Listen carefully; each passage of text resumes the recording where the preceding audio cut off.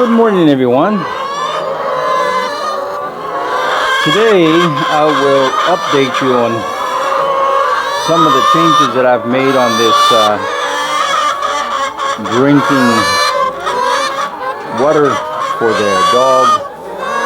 But in this case, it got converted into water for the chickens. And first, let's deal with the original thing. What would happen is here you put a cap on it, and here you would fill it up all the way to the top. Then you would put this cap on here and remove this cap, and the water would stay there. The problem is that as the water went down, this water would not refill that. So what I did is I installed this little valve, and that works very good. You would have to, as the water went down and you went by, you opened it, let some of the air out, and it would refill this thing. Well, I took it a step further and added this so that I could hook up a water hose. And then all I would have to do is turn this and it would refill it. So what you did is you covered this. You open this and turn the water on, and all the air would come out of there. When you had water coming out of here, you turned off the water, closed this, and opened this. Well, I thought it was just too much of a hassle. So what I did is I didn't cover this. I left this open, and I turn on the water, and what it does is the water goes in here, goes down, the weight will push everything out and fill this. Now that was a good thing, because any debris that was down at the bottom, by turning this water on, it would flush it out. Now I had some viewers, subscribers, suggest putting the float, and I had done that. I had put a float, but the problem is that if it got stepped on or something, the water would run and run and run. The other thing is here where we're at, there's a lot of rust in the water, so that would interfere with the mechanism on the float and jam it up, and next thing you know, it stays open and the water runs and runs and runs. Well, how this thing ended up here was the chickens, you know, going back to some of the original clips, I used to have water in buckets for these guys, and they would poop in there, knock them over, whatever. So I started using something like this. The problem was that they would get up there, and because it's very long, they would poop in there. And of course, you know, you have to keep filling them and filling them just like everything else.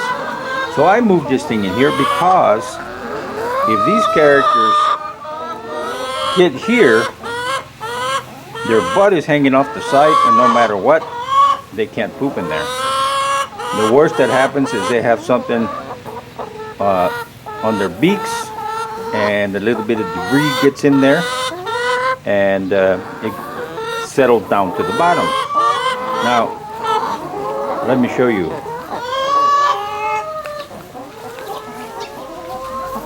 I have that water valve open all the time because I have the faucet over here, and as you can see, I open it and it flushes everything out. So I control that with this.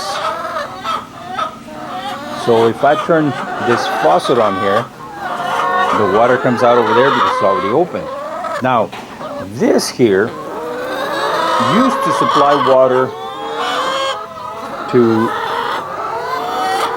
well, all the way around. I had a water thing here and a water thing here. Oh, I skipped one step. We actually went and added automatic water feeders, and that didn't work too good either because of the rust and what have you. As you can see on the wall there, something got in the little valves, and next thing you know, it's spitting water up on the wall, and you could see the signs of the rust. So I plugged them up, and I only left one. I left this one here. And this one here, if you look right there, it has a barrel type of float, and it works very well for here. The chickens don't poop in there because the majority of the chickens are either in this coop or out here. As you can see, they would rather be out in the open than in the coop itself. And out of coop 1, as we call it, and coop 2, they prefer coop 1. And that was due to the fact that when we first got the first chickens, we had this open and coop number 2 closed. And then later, we got some small little chicks, and we put them in 2, so they got used to coming to number 1. So it worked out well because this water thing here stays really clean, and it automatically fills with that barrel float, so they can't stand on it or anything, and it works out well. And here I have it a quarter turn open, so it doesn't provide too much pressure to that thing and interfere with that float. So anyway, this thing here has worked out very good. Now, when I was using it for D.o.G, it did not have this hose, but I would put in the water manually by covering this bottom and feeding it through the top, covering the top, opening the bottom, and it worked out very good. I would provide clean water for this character every couple of days, and it was fine. But if I were to use this for D.o.G, this would work out very well. Set it up next to a water hose,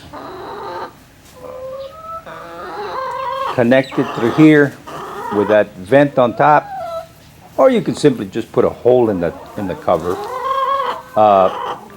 But you turn on the valve here, fill it up, flush it out all in one go.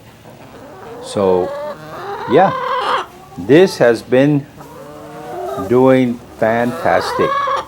So I'm happy with it, because even if these characters do whatever they do with the other drinking spots, this one here will always be clean, because even if they climb up there, they can't poop in there. And whatever debris they do put in there settles down to the bottom. So yeah, it works out very, very good. All right. So, oh, one more thing. Now, as far as a float, like I said, a lot of things can happen, and it actually happened to this here twice already, because the water is automatically fed in here. What these characters did do is they get up here, and if they take this and twist it even just a little bit, it changes the water level, and it changes where the float itself senses the water. So if it's tilted in the area that tells this float that it's full is not detected because the PVC pipe is twisted, it'll keep running and running and running and running.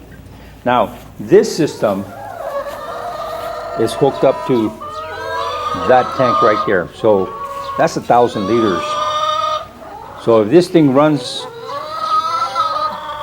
without turning off, it will empty this thing. But right here, there's a valve that I turn on and off. So worst case scenario, if it's full, it will dump 1,000 liters here, and that's it. When it runs out, it runs out. I mean, it's not a good thing, but 1,000 liters is better than running and running and running and running for hours and hours and hours. So, yeah. Okay, guys, so this is the change that I've made to this, and I've been using it for months. Actually, over a year, probably. And it works out fantastic. Yeah.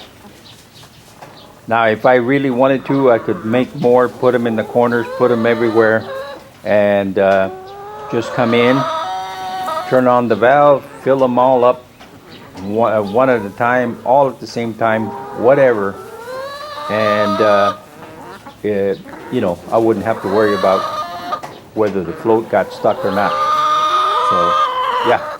But anyway, those are the changes that I've made, and it has been working out very nicely. All right, thanks for your comments. Thanks for asking.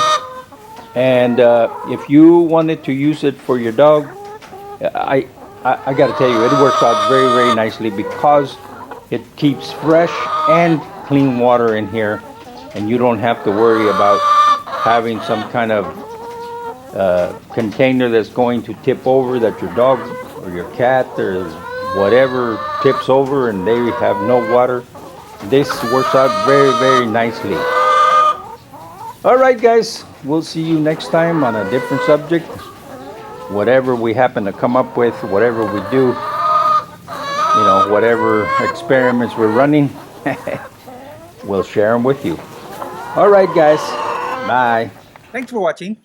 ขอบคุณเจ้า See you next time. แล้วปะกันแฮมไมนะเจ้า See you.บ๊ายบาย